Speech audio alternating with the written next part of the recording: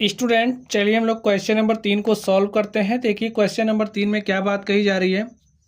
समलंब ए B C D जिसमें ए B समांतर D C है के विकर्ण ए सी और बी डी परस्पर ओ पर प्रतिच्छेद करते हैं। दो त्रिभुजों की समरूपता कसौटी का प्रयोग करते हुए दर्शाइए कि O A upon O C is equal to O B upon O D है। चलिए हम लोग इस प्रश्न को सॉल्व करते हैं और देखते हैं इसका सॉल्यूशन क्या होगा। तो स्टूडेंट हमसे क्या कहा जा रहा है, समलंब ए बी सी डी। तो चलिए सबसे पहले हम लोग एक समलंब बना लेते हैं। तो यहाँ पर हमने एक समलंब बनाया है और ये जो समलंब है इसको नाम क्या देना है, A B C D. A B समांतर डी सी है, चलिए नाम दे देते हैं ए बी सी डी। और यहाँ पर आप देख रहे हो ये जो ए बी है वो सी डी के क्या है, समांतर है। के विकर्ण ए सी, चलिए हम लोग इसके विकर्ण ए सी को खींच लेते हैं। तो ए यहाँ पर ए हमारा विकर्ण ए सी हो गया, ए हमारा विकर्ण ए सी हो गया। चलिए हम लोग विकर्ण बी डी को भी ड्रॉ कर लेते हैं। तो ए हमारा विकर्ण क्या हो गया, बी डी हो गया।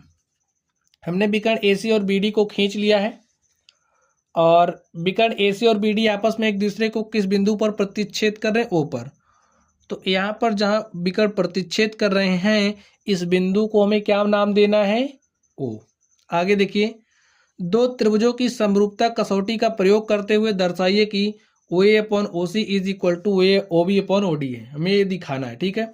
चलिए लिखते हैं, दिया है जो जो दिया गया है सबसे पहले आप लोग उसको लिख लीजिए। तो हमें क्या क्या दिया गया है, दिया गया है ना ए बी सी डी एक समलंब है, लिखिए दिया है ए बी सी डी एक समलंब चतुर्भुज है, एक समलंब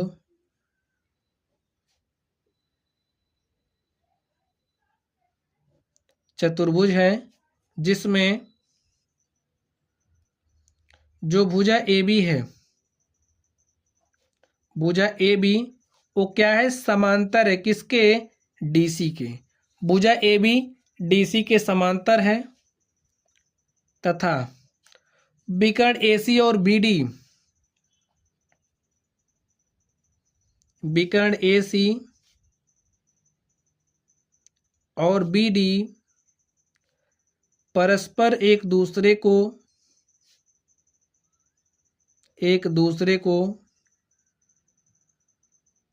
किस बिंदु पर प्रतिच्छेद कर रहे हैं बताइए, ओ पर ना। तो लिख दीजिए एक दूसरे को ओ पर प्रतिच्छेद करते हैं।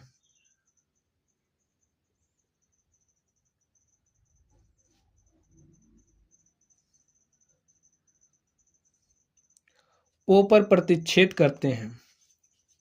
चलिए अब हमें सिद्ध क्या करना है, लिख लीजिए जो सिद्ध करना है।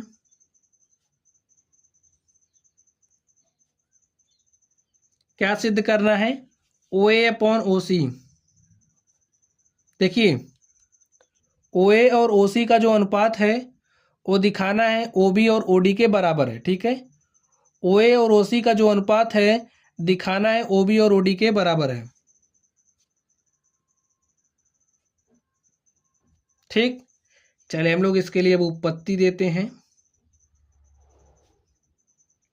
अब तो स्टूडेंट हम लोग किसमें देखेंगे, देखिए त्रिभुज ओ सी डी तथा ओ ए बी में, लिखिए त्रिभुज ओ सी डी तथा ओ सी डी तथा ओ बी ए में। इसमें क्या मिलेगा, देखिए अब स्टूडेंट ए वाला जो हमारा एंगल है, ए वाला जो हमारा कोण है वो बराबर हो जाएगा इस कोण के। अब आप कहोगे बराबर क्यों होगा, तो लिख देते हैं हम लोग जो हमारा एंगल ओ है वो बराबर हो जाएगा एंगल ओ के। क्यों बराबर होगा, क्योंकि ये शीर्षाभिमुख कोण है। एंगल ओ, या फिर आप ऐसे कह सकते हो एंगल जो सी ओ डी है, ऐसा लिख दीजिए सी ओ डी को बराबर होगा किसके, सी ओ डी बराबर होगा ए ओ बी के। एंगल ए ओ बी, क्योंकि ये शीर्षाभिमुख कोण है, ठीक है। शीर्षाभिमुख कोण क्या होते हैं, बराबर होते हैं। अब आगे ध्यान से देखिए, अगर हम लोग इस वाले कोण की बात करें, इस वाले कोण की बात करें तो ए हमारा कोण बराबर हो जाएगा इसके। अगर हम लोग एंगल ओ डी सी की बात करें, लिखिए एंगल ओ डी सी हमारा बराबर होगा एंगल ओ बी ए के। क्यों बराबर होगा? क्योंकि एकांतर कोण, और जो एकांतर कोण है स्टूडेंट वो क्या होते हैं? बराबर होते हैं। अब यहां से आप लोग कुछ देख पा रहे हैं, त्रिभुज ओ सी डी तथा ओ बी ए में ए वाला जो कोण है वो बराबर हो रहा है इसके, ए वाला कोण बराबर हो रहा है इसके। तो एंगल समरूपता की कसौटी फॉलो हो रही है। लिखिए एंगल समरूपता की कसौटी से समरूपता की कसौटी से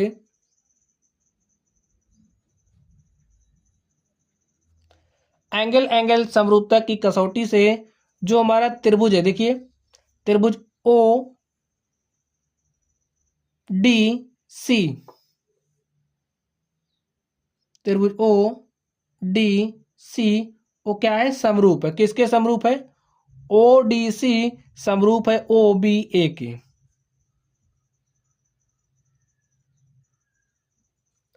त्रिभुज ओ डी सी समरूप हो गया त्रिभुज ओ बी ए के। अब स्टूडेंट्स यहां से हमें क्या मिलेगा? यहां से हम जानते हैं जो समरूप त्रिभुज होते हैं, समरूप त्रिभुजों की संगत भुजाएं समानुपात में होती हैं। यहां से अगर हम लोग ओडी के संगत भुजा, अब देख लीजिए हमें क्या दिखाना है, हमें ओ ए अपॉन ओ सी दिखाना है, ठीक है। अब आप लोग ध्यान से देखिए, और O B upon O D दिखाना है। अब हमें दिख रहा है कि यहाँ पर ये जो ओ डी है, चलिए देख लेते हैं सबसे पहले। यहाँ पर ये जो ये त्रिभुज समरूप हो गए हैं ना, तो यहाँ से ये जो ओडी भुजा है, ओडी भुजा के समरूप कौन सी भुजा है? देखिए ये हमारा ओबी है, तो ओडी और ओबी का जो अनुपात होगा बराबर होगा। किसके बराबर होगा? अब यहां से आप लोग देखिए ध्यान से, ओसी ए ओ ए के बराबर हो जाएगा।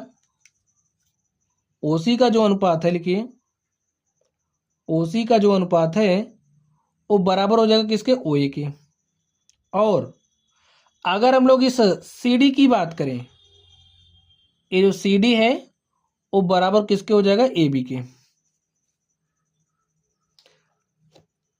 ए त्रिभुज इसके समरूप हो गया, तो हम जानते हैं समरूप त्रिभुजों की संगत भुजाएं समानुपाती होती हैं। लिख दीजिए क्योंकि समरूप त्रिभुजों की